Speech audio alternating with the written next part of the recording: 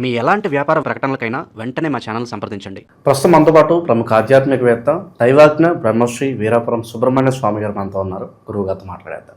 నమస్కారం గురుగారు. శుభాశీస్సులండి. గురుగారు, ఫిబ్రవరి మాసం మాఘమాసం, తులారాశి వాళ్ళ పరిస్థితి ప్రత్యేకంగా ఈ మాసం ఏ విధంగా ఉంటుంది? వీళ్ళు ఎటువంటి జాగ్రత్తలు తీసుకుంటే విశేషంగా కలిసి వస్తుంది అంటారు వీళ్ళకి? చాలా మంచి విషయం అడిగారు. తులారాశి వాళ్ళకి ఈ మాఘమాసం ఫిబ్రవరి నెల మట్టి పట్టుకున్న బంగారం అన్నట్టుగానే ఉంటుంది. మట్టి పట్టుకుంటే బంగారం అవుతుంది అని ఏమిటి అని కొంతమంది విమర్శిస్తూ ఉంటారు. ఏదైనా కలిసి వచ్చే కాలం ఉంటే అలాగే ఉంటుంది. ఎందుకో మట్టి పట్టుకుంటే బంగారం అంటే మనం ఇప్పుడు వ్యవసాయ పొలమే అనుకుందాం. ఈ రోజున అది మనము ఎకరా 10 లక్షలతో కొన్నామనుకోండి, అది రేపు 50 లక్షలు. ఏమిటి? ఎకరా 50 లక్షలు లేదా ₹1 కోటి ఉడకపోవచ్చు. ఎకరా మనం 10 లక్షలతో పెట్టుకున్నాము, అది మన చేతికి వచ్చిన తర్వాత ఏకంగా ఒకేసారి ₹1 కోటికి వెళ్ళిపోయింది. అప్పుడు ఎంత లాభం? 90 లక్షల లాభం. బంగారం కంటే 10 లాభం అన్నమాట. దాన్నే మట్టి పట్టుకున్న బంగారం కావడం అంటే మనం ఏది పట్టుకుంటే అది ఆకాశాన్ని అంటుతుందన్నమాట. అట్లా లేదనుకోండి, వాడు అమ్మకపోయినా వాడు అందులో ఏ వ్యవసాయ పంట వేసినా కూడా అధికమైనటువంటి దిగుబడి, అధిక లాభాలు, వాడు అక్కడ బంగారం పండించినట్టే అని అన్నట్టు అర్థం. ఏమిటి? పంట కూడా బంగారం పండించాడా వాడు అన్నట్టుగా ఉంటుంది. బంగారు పంట అంటారు. ఏమంటారు? అంటే ఏకంగా బంగారం వేసి పండించాడా అన్న అంత మార్పు చేర్పులు. అది ఒక పాజిటివ్ అయినటువంటి వైబ్రేషన్. ఆ విధంగా తులారాశి వాళ్ళకి ఈ మాఘమాసంలో వాళ్ళు ఏది చేసినా కలిసే వస్తుంది. కత్తికి 2 పక్కలా పదును అన్నట్టుగా, ఒక పక్క పదును ఉంటే ఏంటంటే ఒక పక్కనే తెగుతుంది. 2 పక్కల ఉన్నది అనుకోండి, ఇటన్నా తెగుతుంది, ఇటన్నా తెగుతుంది. అంటే ఏమిటంటే వాళ్ళు ఏ మాట మాట్లాడినా చెల్లుతుంది. వాడు మంచి మాట్లాడినా సరే, వాడు చెడు మాట్లాడినా సరే అన్నట్టుగా. అది అవతల వాళ్ళకి అది చెడు అనేది కాదు, ఆయన చెప్పాడు మనం చేస్తున్నాం అంతే అన్నట్టుగా వీళ్ళు ఏది చెప్పినా అది శాసనంలాగా జరిగే అవకాశం ఉంది. తర్వాత చెడు అయితే తర్వాత నిదానంగా తెలుస్తుంది, కానీ ప్రస్తుతానికి మటుకు వీళ్ళ మాట అనేది నెగ్గుతుంది, చలామణి అవుతుంది. అది తాత్కాలికంగా. తర్వాత భవిష్యత్తులో వచ్చే పరిణామాలు అది వేరే విషయం. కానీ ఇప్పుడు వీళ్ళ మాట ఏంద్రా అంటే ఏం చెప్పినా చెల్లుతుంది, ఏం చెప్పినా ఏం మాట్లాడినా చెల్లుతుంది. అది తులారాశి వాళ్ళకి ఈ మాసంలో గ్రహాల యొక్క ప్రభావం వల్ల, అనుకూలం వల్ల ఆర్థికంగా బాగుంది. రియల్ ఎస్టేట్ రంగాల వారికి కలిసి వస్తాయి. ఊహించని విధంగానే ఆర్థిక లావాదేవీలు ఉండబోతున్నాయి. తర్వాత కొత్త పరిచయాలు కూడా వీళ్లకు ఒక సంతోషాన్ని ఇస్తుంది, లాభదాయకంగానూ ఉంటుంది. అట్లనేసి అందరినీ నమ్మకూడదు గుడ్డిగా. ఏమిటి? మనం చెప్పాం, మీరు చెప్పారని చెప్పేసి అందరినీ, అలా కూడా ఉంటాయి. ఇవన్నీ మేము ప్రతిదీ అనుక్షణం సర్వేనే ఏమేమిటి అన్నీ తెలుస్తూ ఉంటాయి. అట్లనేసి మనము పామును పట్టుకుంటే ఏమవుతుంది? కాటేస్తుంది. అదే ఆ విధంగా అట్లా కూడా ఉంటుంది. అంటే మనం ఏంటంటే అలానేసి ఓవర్ కాన్ఫిడెన్స్ పనికి రాదు. మనం ఏదన్నా చెల్లుతుందిలే అనేసి ఓవర్ కాన్ఫిడెన్స్ పనికి రాదు. ప్రతి దాంట్లో కూడా లిమిట్ ఉంటుంది. అట్లాగే ఈ రాశి వాళ్ళకి కొత్త పరిచయాలు అనేది కలిసి వస్తాయి కాదన్నో, కానీ అవి ఎంతవరకు ఏమిటి అనేది కూడా మనం నిర్ధారణ చేసుకోవాలి. మనం పోయి దొంగోడి చేతికి తాళాలు ఇస్తే ఏమవుతుంది? ఏకంగా దొంగోడి చేతికే తాళాలు ఇచ్చేసినామంటే ఏం చేస్తాడు? ఉండేడు. అట్లాగా కాకుండా వాడు మంచివాడా చెడ్డవాడా అనేది కొత్త పరిచయాన్ని కూడా మనము పరిగణలోకి తీసుకొని ఏదైనా నమ్మి చెయ్యాలి. అట్లాగా ప్రతి విషయంలో కూడా అనుకూలత అయితే ఉంది. నూతన వ్యాపారాలు కలిసి వస్తాయి, పెట్టుబడులు కూడా పెడతారు.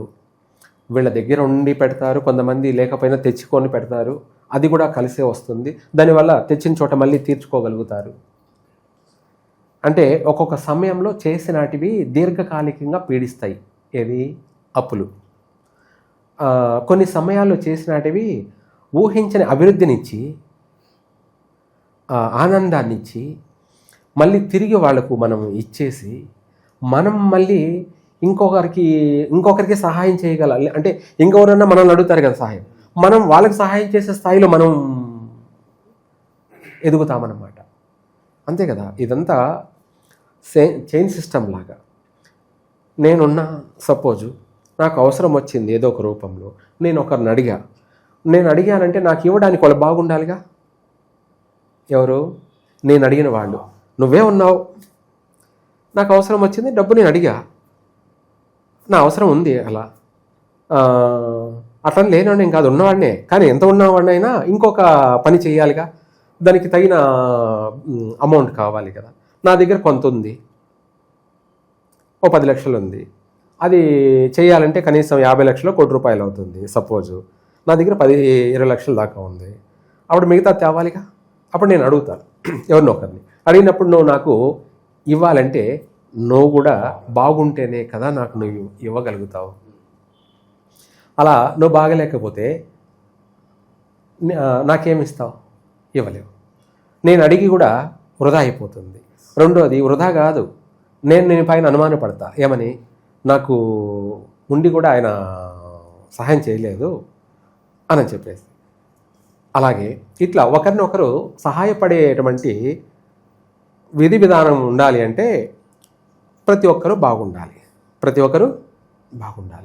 ఆ బాగుండడం వల్ల ఏమవుతుందంటే మనము ఎవరిని అడిగినా కూడా వాళ్ళ దగ్గర ఉంది కాబట్టి మనం అడగగానే వీలైనంత వరకు చేస్తారు. ప్రతి ఒక్కరు కూడా ఉంటే ఎవరైనా చేస్తారు, లేకపోతే ఏం చేస్తారు? కాబట్టి ఇప్పుడు ప్రతి ఒక్కరు కూడా అలా తెచ్చుకొని చేసి బాగుపడి వాటిని తీర్చేసుకోగలుగుతూ ఉంటారు. ఇటువంటి వాతావరణం కూడా వీళ్ళకు అనేక విధాల కలిసి వస్తుంది. అనే రుణాలు పుట్టాలన్నా కూడా 10 మంది బాగుండాలి. మనము బాగున్న వాళ్ళ గురించి ఏడవకూడదు. ఇప్పుడు ప్రభుత్వాలు కూడా అయ్యే చేస్తున్నాయి. ఏం చేస్తున్నాయి అంటే ఇవి కొన్ని అనకూడదు, అనొచ్చు అనేది ఏం లేదు. ఇవి గురువుగా దేన్నైనా మనము ఖండించాలి, ఏదైనా మంచి చెడులని నిర్ధారణ చేయాలి. ప్రభుత్వాలు ఏం చేస్తున్నాయంటే ఉన్న వాళ్ళని ఊడగొట్టేస్తున్నాయి. ఏం చేస్తున్నాయి? ఉన్నవాడిని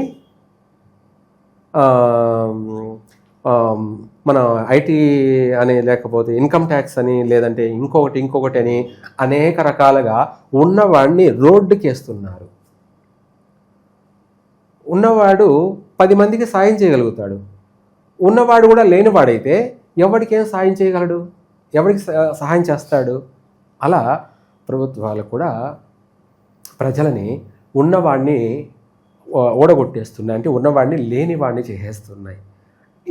ఇలాంటివి మంచి చర్యలు కాదన్నమాట. ఇలాంటివి మంచి చర్యలు కాదు. ఎందుకంటే నీకు దైవానుగ్రహం, భగవంతుడి అనుగ్రహం ఉంది, భగవంతుడు ఇస్తున్నాడు, నువ్వు అభివృద్ధి చెందుతున్నావు. ఏ రూపంలో అభివృద్ధి చెందుతున్నావు అనేది వేరే విషయం, అది దేవుడు చూసుకుంటాడు. ఏమిటి?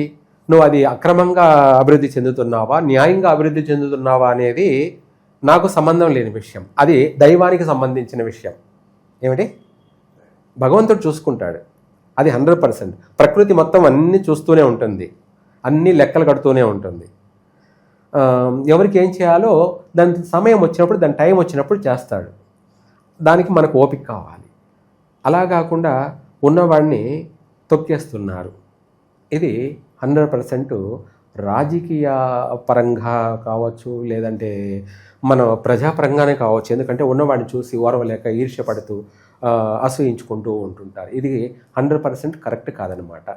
ఎవరి పని వాళ్ళు చూసుకోవాలి, ఎవరు వాళ్ళ అభివృద్ధి చెందడం కోసం వాళ్ళు ప్రయత్నం చేసుకోవాలి తప్ప ఉన్నవాడిని చూసి ఎడవడము, లేనివాడిని చూసి అసహించుకోవడము, లేనివాడిని చూసి చీప్గా చూడడము, వాడిని మనము అవమానించడము, ఇది మంచిది కాదు. ఉన్నవాడిని చూసి అసూయపడము మంచిది కాదు. అందుకనేసే ఎవరి పని వాళ్ళు సక్రమంగా చేసుకుంటే ఏ సమస్యలు రావు.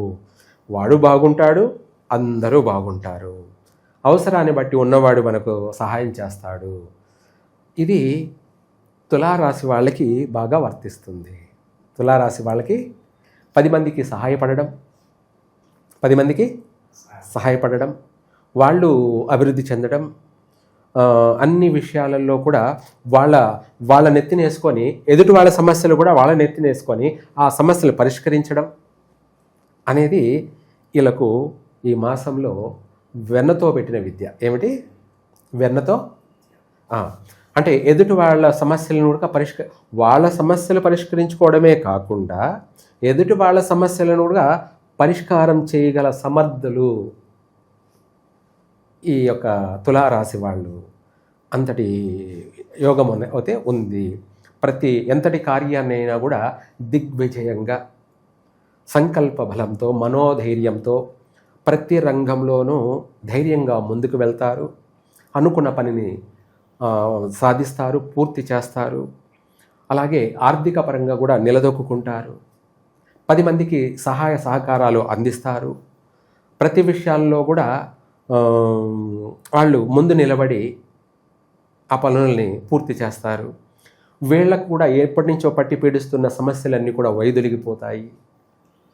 అన్ని విషయాలలో బాగుంది. విద్యార్థులకి అనుకూలంగా ఉంది, వ్యాపారవేత్తలకి అనుకూలంగా ఉంది, ఉద్యోగ అవకాశాలు మెండుగా ఉన్నాయి. వీళ్ళకి ప్రయత్నం చేసుకోవచ్చు. లేదా గతంలో ప్రయత్నం చేసి ఉంటే కూడా మళ్ళీ తిరిగి వాళ్ళు ప్రయత్నం చేసి ఇంకా రాదని విరమించుకొని ఆగిపోయి ఉంటారు. అటువంటి చోటు నుంచి కూడా వీళ్ళకు శుభవార్త వస్తుంది. గతంలో ఇంటర్వ్యూలకి వెళ్ళిన అవి కూడా మళ్ళీ పిలిచి ఇచ్చే అవకాశం ఉంది. ఉద్యోగంలోనే కాదు, ఏదైనా పనుల్లో కావచ్చు, వ్యాపారాల్లో కావచ్చు, లేదంటే ఇంకా ఏదైనా కూడా అన్నిట్లో కూడా. లేదు, సంబంధాలకే వెళ్ళారు, వివాహ సంబంధాలు. గతంలో ప్రయత్నం చేశారు, కుదరలేదు, అనివార్య కారణాల వల్ల ఆ సంబంధాలు ఖాయం కాలేదు. కానీ అటువంటి వాళ్ళు కూడా ఫోన్ చేసి అడుగుతారు, మీ అబ్బాయికి పెళ్ళి అయిందా? కాలేదనుకోండి, మళ్ళీ కొనసాగించడం, మా అమ్మాయిని ఇస్తాము.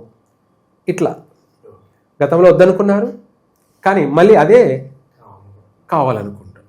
ఇదే కలిసి వచ్చే కాలం. అంటే నడిచి వచ్చే కొడుకు పుడతాడంటారు కదా సామెత కింద. మనం వద్దనుకున్న సంబంధాలు కూడా మళ్ళీ మనకు ఎదుక్కుంటూ వచ్చే అవకాశాలు ఉన్నాయి. ఈ విధంగా తులారాశి వారికి అన్ని విషయాలలోనూ అద్భుతంగా ఉంది. ఇంకా కూడా బాగుండడం కోసం వీళ్ళ పనులు ఎక్కడా కూడా ఆటంకం జరగకుండా, ఎటువంటి ప్రమాదాలు, ప్రాణ నష్టాలు మధ్యలోనే ఆగిపోకుండా లేవనుకోండి, ఆగిపోయే ప్రసక్తి లేదు. ఆగిపోయినటివి కూడా మళ్ళీ ప్రారంభం చేస్తారు. ఎప్పుడో గతంలో నిలిచిపోయి ఉంటాయి వ్యాపారాలు కావచ్చు, ఏదైనా పని ప్రారంభం చేసి ఆగిపోయి ఉంటాయి, వాటిని మళ్ళీ పునఃప్రారంభం చేస్తారు. మళ్ళీ ఈ మాసంలోనే పునఃప్రారంభం చేస్తారు. అటువంటి యోగం ఉంది తులారాశి వాళ్ళకి. అయితే ఏది ఏమైనా ఇంకా కూడా బాగుండడం కోసం ఈ తులారాశి వాళ్ళు ఆంజనేయ స్వామిని మంగళవారం రోజు పంచామృతాలతో అభిషేకం చేయించి శరీరమంతా, విగ్రహానికంతా కూడా సింధూరం పట్టించి తమలపాకులతోటి మాల వేసి ఆ స్వామివారికి 5 ప్రదక్షిణలు 5 ప్రదక్షిణలు చేసి ఆయనకు శనగలు నైవేద్యం పెట్టి అవి ఆ శనగల్ని ఆవుకు పెట్టడం, ఆవుకి తినిపించడం, పిల్లలకు పంచడం చేసినట్టయితే వీళ్లకు ఇంకా ఫాస్ట్గా ప్రతి కార్యము నెరవేరుతుంది. స్పీడ్గా ప్రతి పని కూడా ఊపందుకుంటుంది. అనుకున్నది నెరవేర్చుకుంటారు, అనుకున్న తడవే నెరవేరుతుంది. ఎటువంటి విషయాల్లోనైనా సరే, అటు సంతాన విషయంలో కూడా బాగుంది, శుభవార్తలు వింటారు, చక్కగా విదేశాల్లో స్థిరపడతారు, విదేశాలకు వెళ్తారు. ప్రతి విషయాల్లో ప్రయాణాలు కూడా కలిసే వస్తాయి. మంచి మంచి రంగాలలో స్థిరపడతారు. వీళ్ళ కోసం అన్ని ద్వారాలు తెరిచి ఉంచారా అన్నట్టుగా ఉందన్నమాట. మంచి యోగం అయితే ఈ మాఘమాసంలో ఫిబ్రవరి నెల తులారాశి వాళ్ళకి యోగకాలము అని చెప్పుకోవచ్చు. ఈ మంచి యోగకాలం ఇలాగే ఎక్కువ కాలం కొనసాగాలని చెప్పి మనస్ఫూర్తి కోరుకున్నాం గురుగారు. తులారాశి వాళ్ళకి ఓవరాల్గా ధన్యవాదాలు. సర్వే జన సుఖినో భవంతు.